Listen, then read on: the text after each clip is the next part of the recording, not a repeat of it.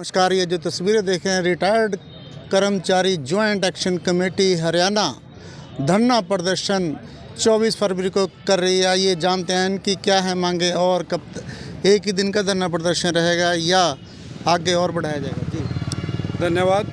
मैं Jarnail Singh Sangwan, state convener retired कर्मचारी joint action committee Haryana. आज पूरे हरियाणा के सभी ज़िलों में उपायुक्त के माध्यम से ज्ञापन भेजा जा रहा है मुख्यमंत्री को, और सभी जगह ये 3 घंटे का प्रदर्शन धरना दिया जा रहा है। इसके लिए हमें मजबूर यूँ होना पड़ा क्योंकि सरकार के सामने कई बार हम ज्ञापन दे चुके हैं। मांगे हमारी वही हैं जो पहले हम कई बार ज्ञापन दे चुके हैं। 65, 70, 75 की आयु पर 5, 10 और 15% की हमने वृद्धि मिलनी चाहिए, जो पंजाब और हिमाचल में पहले से ही मिल रही है।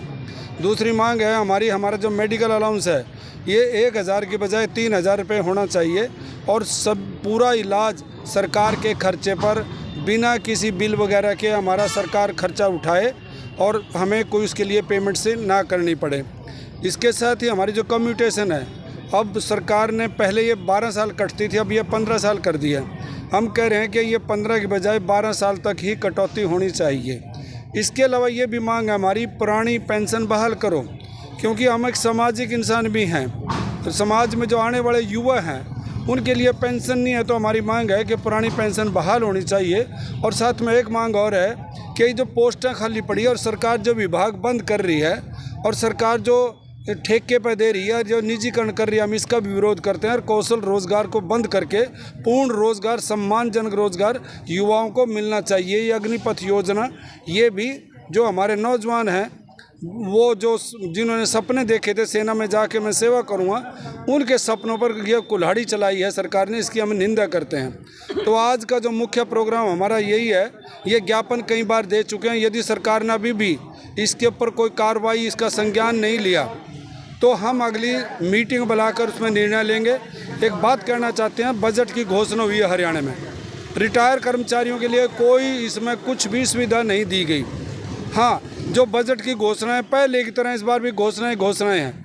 हमें नहीं लगता इसमें किसी के लिए कुछ हो, किसानों के लिए, मजदूरों के लिए या नौजवानों के लिए, या ये जो बुढ़ापा सम्मान पेंशन है, ये आय की जो शर्त लगाना हम इसको गलत कहते हैं। बुढ़ापा सम्मान पेंशन है, सभी को मिलनी चाहिए, इरिस्पेक्टिव ऑफ इनकम की जो शर्त है वो हटनी चाहिए। अगर रिटायर्ड कर्मचारियों की मांगे नहीं मानेगी तो अगला कदम क्या होगा? नहीं मानी तो हम आज का पूरे हरियाणा की समीक्षा करते हुए एक मीटिंग बुलाएंगे जॉइंट एक्शन कमेटी की स्टेट की, और उस स्टेट कमेटी की मीटिंग में निर्णय लेकर अगले आंदोलन की घोषणा करेंगे। और वो आंदोलन इससे बड़ा आंदोलन होगा। हम लोकतंत्र में विश्वास करते हैं, लोकतांत्रिक तरीके से चलेंगे, तो हम उम्मीद करते हैं सरकार हमारी बात सुने। नहीं सुनेगी तो आंदोलन आगे। दिन तक अगर ना मानेगी सरकार को अल्टीमेटम, क्या अल्टीमेटम, तो जब ये सरकार बनी थी ने जो वायदे किए थे उन वायदों को लागू करना चाहिए। सरकार झूठ बोलती है, जुमलेबाज सरकार है, तो बार बार झूठ बोलने का लोकतंत्र में यही तरीका है कि हम सड़कों पर उतरेंगे, सरकार की मुर्दाबाद करेंगे। क्योंकि जिस प्रकार से शिक्षा, स्वास्थ्य, रोजगार सारा कुछ ठेके पे जा रहा है, ये देश के लिए घातक है और आर्थिक संकट लोगों पर बढ़ेगा, बेरोजगारी बढ़ रही है, ये सब निंदनीय है। और सरकार जो ये खेल मंत्री है उसके खिलाफ कार्रवाई नहीं कर रही। जो कोच है, जो होनहार खिलाड़ी थी, उसने आरोप लगाया तो सरकार को उसको मंत्रिमंडल से हटाना चाहिए।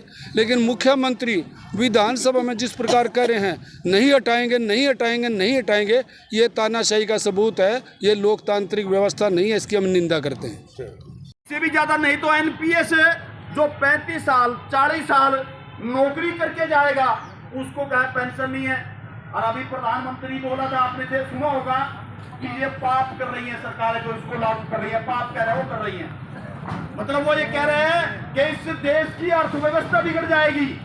अरे भाई, अगर मजदूर को, कर्मचारी को, किसान को अगर जो काम के बदले अपना कुछ मेहनताना लेना चाहता है, अगर उसकी वजह से अर्थव्यवस्था बिगड़ जाएगी, तो फिर एक एमएलए, एक एमपी 10-10 पेंशन ले रहा, उनके लिए नहीं बोलते कि भी इनकी क्यों नहीं काटी जाए।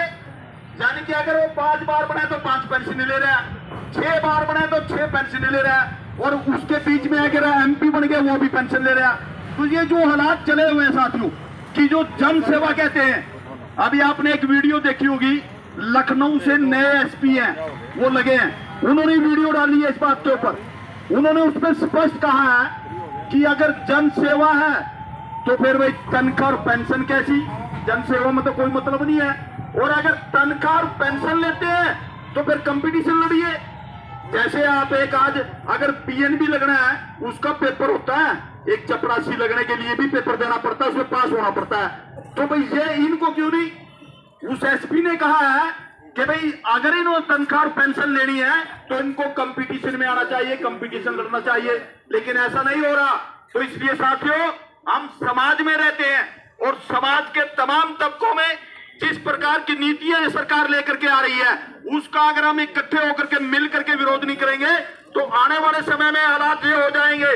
रूस के अंदर पता है ना कि कोई लोकतंत्र नहीं रहा, एक पार्टी का राज है। कह दिया उसने, प्रस्ताव पास कर दिया कि जब 2036 तक राष्ट्रपति वही रहेगा। चीन के अंदर हो गया प्रस्ताव पास कि जब तक वो जिंदा है वो राष्ट्रपति रहेगा।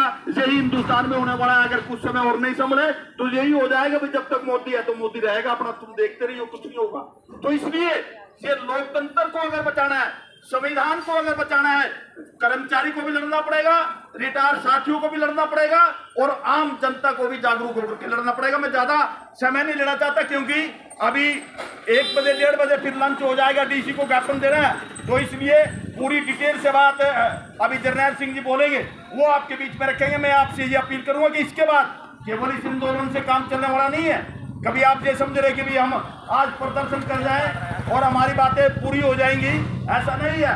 आपको 2-4 और प्रोग्राम करने पड़ेंगे। जो ज्वाइंट एक्शन कमेटी वो जो भी इसके बाद प्रोग्राम देगी उसमें आप सभी साथी जिस प्रकार से आज बढ़ चढ़ करके आए हैं, इसी प्रकार से और भी कोई साथी जो हमारे आसपास रहते हैं उन सबको इकट्ठा करके और लेकर के इन प्रोग्रामों को हम पूरे अमली जामा पर आए, तभी जाकर के हम ये मुझे उम्मीद है कि आने वाले 2-3 महीनों के अंदर आपकी इन समस्याओं का हल हो सकता है। ये संभावना है साथियों, अगर आप लड़े। तो इसलिए मैं ज्यादा समय न लेते हुए आप साथी जो आए हैं, आप साथियों को धन्यवाद करते हुए और अब मेरे को जो बोलने का समय दिया, मैं आप सभी साथियों को धन्यवाद करता हूं, कमेटी का धन्यवाद करता हूं कि इन्होंने जो ये प्रोग्राम किया, जो ये 5 मांगे रखी हैं, इसके लिए जो लड़ाई है उस लड़ाई में रोडवेज का कर्मचारी भी सबसे आगे बढ़ चढ़ करके भाग लेगा। जय सिंह, जय, धन्यवाद साहब।